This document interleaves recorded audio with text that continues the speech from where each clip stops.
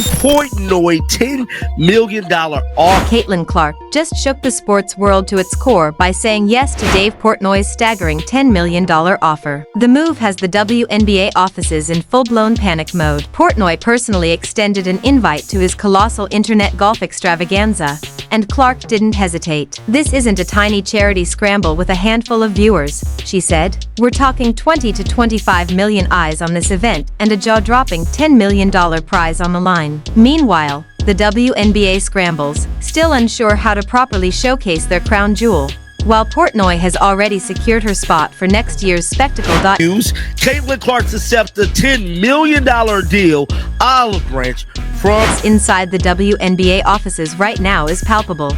Executives are sweating, emails flying, calls being made in desperation. Caitlin Clark's $10 million deal isn't just news, it's a seismic shockwave. The question burning in everyone's mind: should Clark continue skyrocketing her brand beyond basketball, or pour everything into the league that seems to undervalue her? Think about that. Drop your reactions below, because this story is far bigger than most realize. Enter Dave Portnoy, the audacious founder of Barstool Sports, a man who thrives on breaking rules and upsetting expectations. He's taken a small golf idea and turned it into a media juggernaut. Forget casual charity scrambles, this is an all-out spectacle. Partnering with Bob Does Sports, a content creator with an insane following, Portnoy has built a tournament that pulls numbers most professional leagues would kill to see, creating a platform where stars aren't just showcased, they become unstoppable. I don't know what will get there. I'd like to do a 10 million pool next year. See, I think it's going to be a lot easier to get money, sponsors, all this stuff. We proved it. Year 2, you really prove it, and then you got something. I've invited 2 people so far. They both said yes. I don't know how serious the yeses are. Caitlin said yes. Kaya Trump said yes.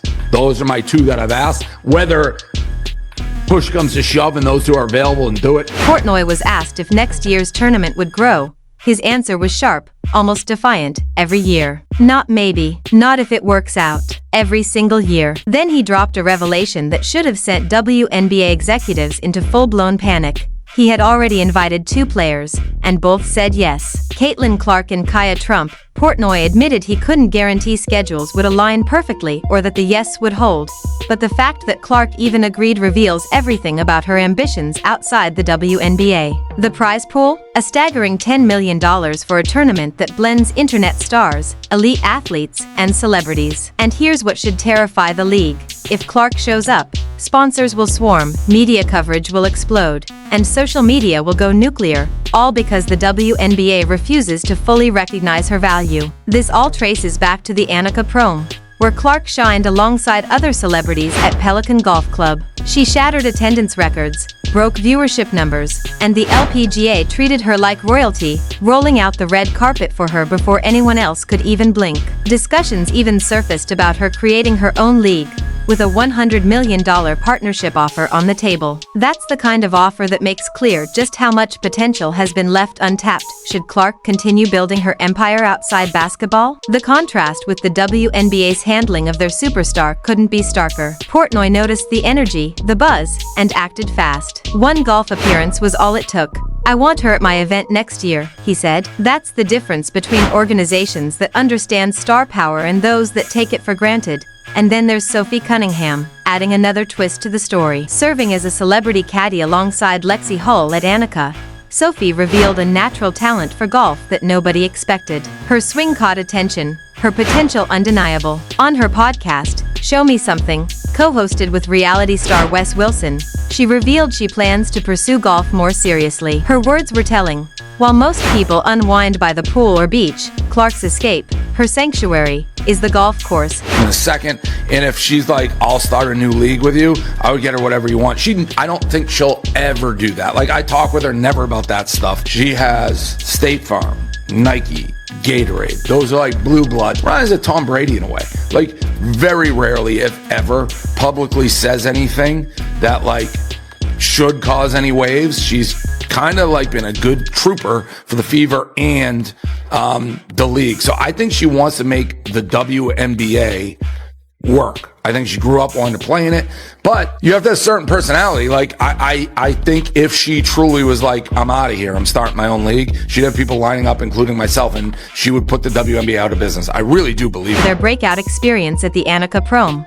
Sophie Cunningham is ready to dive in herself. Her words say it all. I think me, her, and Lexi are going to play a bit more. We had so much fun. It was a completely different vibe than basketball. It was incredible. 3 Indiana Fever teammates, off the court, bonding over golf, forging chemistry away from the relentless pressure of the league, while quietly building opportunities that stretch far beyond the WNBA's narrow spotlight. Sophie's podcast adds another layer to this unfolding story. There were talks of moving her show to Barstool Sports, which could have plugged her directly into Portnoy's media empire, a crossover that might have been explosive. But scheduling conflicts kept her on Colin Cowherd's network, The Vault, still respectable. But imagine the ripple effect had she joined Portnoy's universe. This entire scenario is a blueprint for modern athlete brand building. It's no longer about staying in one lane and hoping your league markets you properly. It's about creating multiple revenue streams, connecting with power players across industries, and positioning yourself where opportunity is real. Clark embodies this instinctively. Sophie is learning. Meanwhile, the WNBA watches from the sidelines, baffled at how their stars are thriving outside league-controlled platforms. To put it in perspective, Portnoy's Internet Invitational pulled 20 to 25 million views in a single month. Compare that to most WNBA regular season games, struggling to crack 1 million. Even marquee matchups with Clark might only hit 2 or 3 million. Portnoy generates 10 times that engagement with a golf tournament featuring internet personalities. And now he's adding the top name in women's basketball. The math is brutal. Clark drives more buzz swinging a club than shooting a basketball in her own league.